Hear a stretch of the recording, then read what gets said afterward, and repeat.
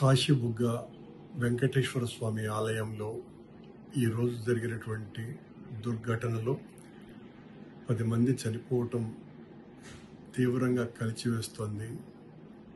వెంకటేశ్వర స్వామి భక్తులకు ఈ రకంగా బాధ కలిగించేటువంటి సంఘటన పునరావృతం అవటం అన్నది గతంలో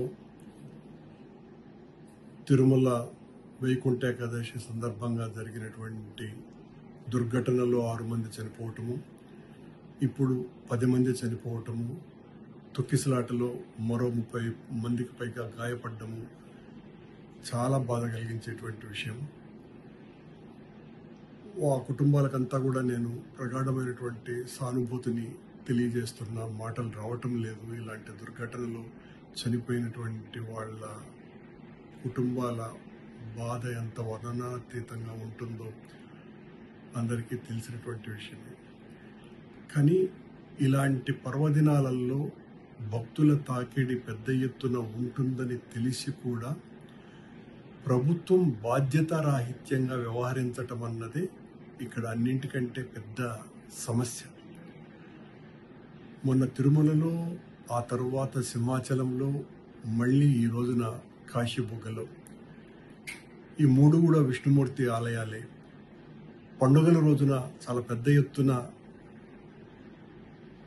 భక్తులు వస్తారని తెలిసి కూడా ఈ ప్రభుత్వం హిందూ ధర్మానికి, హైందవానికి మేము పెద్ద ఎత్తున కృషి చేస్తున్నామని మాటలు చెప్పేటువంటి కార్యక్రమాలే తప్ప ఎక్కడా కూడా ఏ రకమైనటువంటి శ్రద్ధ వహించాలా అన్నటువంటి విషయాన్ని పూర్తిగా మర్చిపోయి ఎంతసేపు వైఎస్ఆర్ కాంగ్రెస్ పార్టీ హయాంలో భక్తులకు అన్యాయం జరిగింది, ఆనాడు హిందూ వ్యతిరేక కార్యక్రమాలు జరిగినాయి, ఈ చెబుతూనే కాలం గడుపుతున్నారే తప్ప ఏ రకంగా భక్తులకు మెరుగైనటువంటి సౌకర్యాలు కలుగజేయాలా అన్నటువంటి ఆలోచన, ఆ ఇంగిత జ్ఞానం ఈ ప్రభుత్వానికి లేకపోవటం.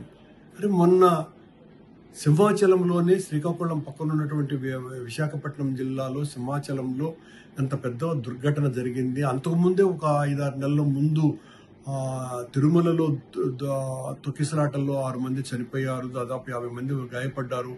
మళ్ళీ అలాంటి పునరావృతం కాకుండా చేయటానికి దాదాపు 20,000 మంది పైగా భక్తులు వస్తారు కాశీబుగ్గ దేవాలయంలో అని ప్రతి సంవత్సరము ఆనవాయితీగా వచ్చేటువంటి సాంప్రదాయం ఉన్నది కనుక మనం మరింత జాగ్రత్త ఎలా తీసుకోవాలా అన్నటువంటి విషయాన్ని మర్చిపోయి ఏ మాత్రము కూడా భక్తుల యోగక్షేమాలను గురించి పట్టించుకునేటువంటి స్థితిలో లేకుండా ఈ ప్రభుత్వం చేస్తున్నటువంటి వైఎస్ఆర్ కాంగ్రెస్ పార్టీ నాయకుల మీద, కార్యకర్తల మీద దాడికి తమ కాలాన్నంతా ఉపయోగపెడుతూ తద్వారా హిందూ ధర్మాన్ని ఏదో పెద్ద రక్షిస్తున్నాము అన్నటువంటి ఫోజులు కొడుతూ ఆచరణలో మెరుగైనటువంటి సౌకర్యాలు, వాళ్ళ భద్రతకు సంబంధించి జాగ్రత్తలు తీసుకునే విషయంలో ఈ ప్రభుత్వం పూర్తిగా విఫలం చెందుతున్నది.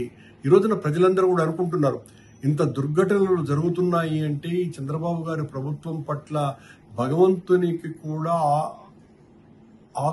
కోపం ఉన్నది అన్నంతగా భక్తులు చెప్తున్నారంటే ఇప్పటికైనా బుద్ధి తెచ్చుకోవాలా చంద్రబాబు గారి ప్రభుత్వం.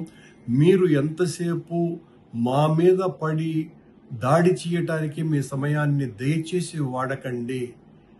మీరు దేవాలయాల పరిరక్షణకి, దేవాలయాలకు వచ్చేటువంటి భక్తులకు మెరుగైనటువంటి సౌకర్యాలు కల్పించటానికి మీరు ప్రత్యేకమైనటువంటి శ్రద్ధ తీసుకోవాల్సినటువంటి అవసరాన్ని ఇప్పటికైనా గుర్తించండి అని కోరుతున్నాను.